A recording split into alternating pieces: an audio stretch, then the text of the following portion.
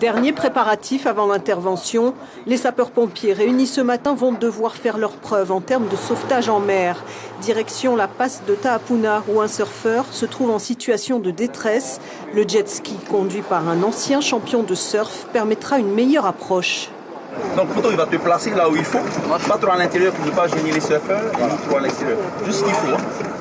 La consigne est donnée à la pseudo-victime qui va se placer dans les vagues. Le sauveteur va pouvoir la récupérer sur le sled. Retour au bateau après l'exercice. Ça nous permet de revoir les connaissances du sauvetage en mer. Et avec un bon pilote, il n'y a pas de souci à se faire. Vous aviez déjà fait des sauvetages? Oui, j'en ai fait déjà, dans ma commune d'ailleurs. Et croyez-moi, il faut de l'entraînement par la suite.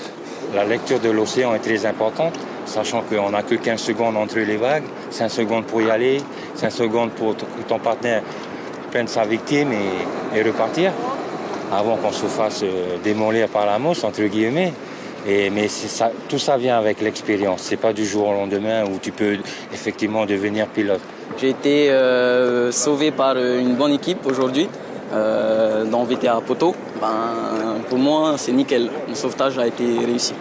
Et les femmes ne sont pas en reste. Pouatea, pompier volontaire et championne de bodyboard, s'entraîne elle aussi au sauvetage sous les bons conseils de son frère. On fait une petite reconnaissance, Alex, hein? Après le deuxième, on fait le largage. L'exercice est délicat avec un largage à grande vitesse.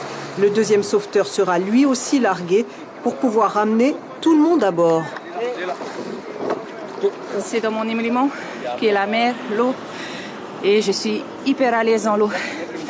Donc oui, j'aime bien. En plus avec les sapeurs-pompiers. Et puis, on se sent utile quand on connaît les premiers gestes. Ça nous est arrivé de pouvoir sauver les personnes, même en dehors de nos activités. Quand on va à la pêche, on vient souvent ici surfer.